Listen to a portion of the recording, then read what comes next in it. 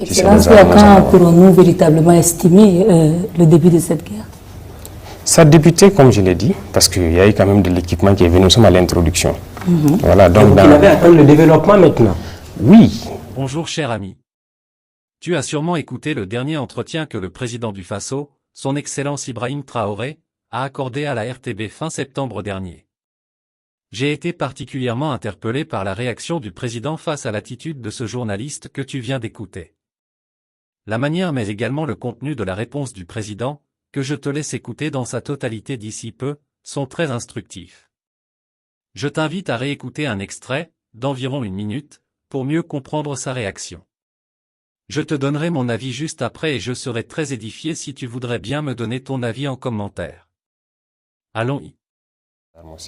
Alors, il y a environ 5 mois, vous disiez que la guerre était au stade de l'introduction. Alors, à ce jour, la guerre est à quel niveau? Je dirais qu'on est toujours à l'introduction, parce que l'équipement qui doit venir, ça commence un peu. On n'est même pas à 10% d'abord. La guerre n'a pas encore commencé? Nous sommes à l'introduction, comme on l'a dit. Les opérations sont plus aériennes et souvent aéroterrestres. Nous avions beaucoup de soucis. Que ce soit l'effectif, l'organisation, l'équipement, ce n'était pas ça. On se disait qu'il y avait de la logistique, des armes et tout, mais on ne voulait pas nous donner. Mais on est arrivé, on a constaté que ce n'était pas le cas. Il n'y avait rien, les gens n'ont pas préparé la guerre. Pendant que ça fait des années de guerre. La première des choses, c'était de chercher à savoir qu'est-ce qu'il y a dans nos soutes. Il n'y avait rien. Il n'y avait rien. On ne pouvait même pas trouver 200 Kalachnikov en réserve. Pour l'ensemble du territoire burkinabé? Bien sûr. 200 Kalachnikov? Il n'y en avait pas en réserve dans les soutes. Okay. On a envoyé des missions à aller vérifier. Vous pouvez aller, vous êtes des journalistes, allez-y au niveau du matériel, vous les demandez en octobre qu'est-ce qu'il y avait, quelle quantité de munitions il y avait. On ne pouvait pas communiquer. Ce n'était pas nous en son temps qui allons sortir et dire ok, nous on croyait que, mais c'est pas ça, c'est une information qu'on donne aux terroristes. Il fallait s'équiper, être à un niveau. Aujourd'hui, je peux le dire, parce que nous avons au moins 10 000 fois peut-être cette quantité aujourd'hui. Donc, Excellence, quand pourrons-nous véritablement estimer le début de cette guerre? Ça a débuté, comme je l'ai dit, parce qu'il y a eu quand même de l'équipement qui est venu, nous sommes à l'introduction. Voilà, donc vous avez atteint le développement maintenant? Oui, ne vous en faites pas. Vous ferez partie des grosses missions dans les jours à venir. Avec plaisir.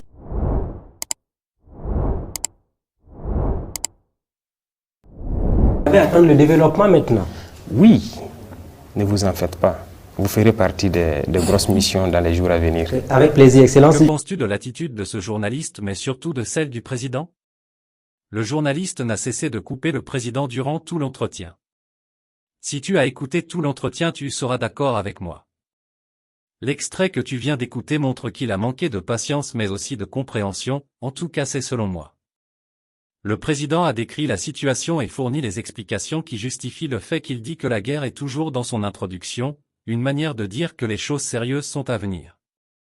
Mais le journaliste insiste encore sur la même question. Comme ce journaliste, nous rencontrons souvent des gens qui nous jugent et estiment que nous ne faisons pas bien les choses ou que les choses avancent très peu. Malgré tout ce qu'on peut leur expliquer, ils ne veulent pas nous comprendre. Ça me rappelle une situation vécue par une amie, elle prépare une thèse de doctorat.